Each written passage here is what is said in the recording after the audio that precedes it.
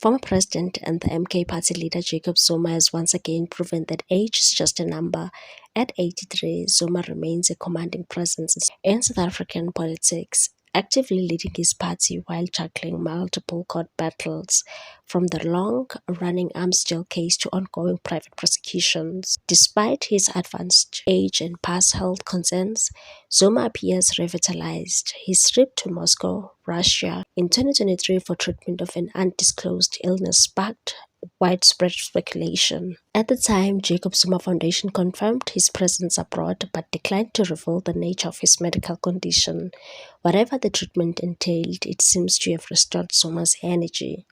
Over the weekend, the veteran politician showcased his vigor during the Umkhonto weSizwe Party Combatants Assembly in Richmond. In front of cheering supporters, Zuma jogged across the stage, declaring that he wants strong, not weak members in his movement, a message that drew loud applause from the crowd. Accompanied by the Umkhonto weSizwe Party Secretary General Dr. Bongani Mngcango, members of the provincial detachment, and the MK MPs, Zuma spent the day engaging with the party supporters in Ntabeni, celebrating what he described as a renewal of spirit.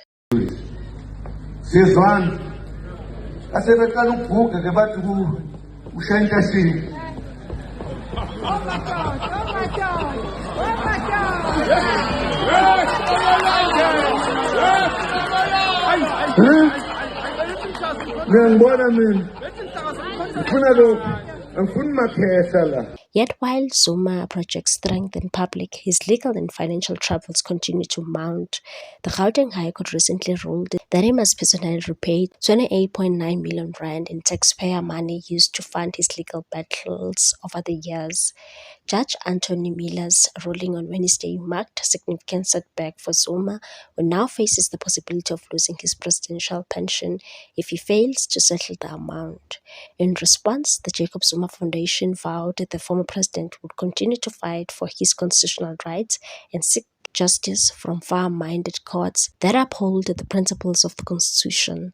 The foundation also hinted that Zuma may pursue damages from the state. For now, though, Zuma appears undeterred, with renewed energy and an unshaken belief in his cause. What's your take on this one, people? Thanks for watching. Please subscribe for more news.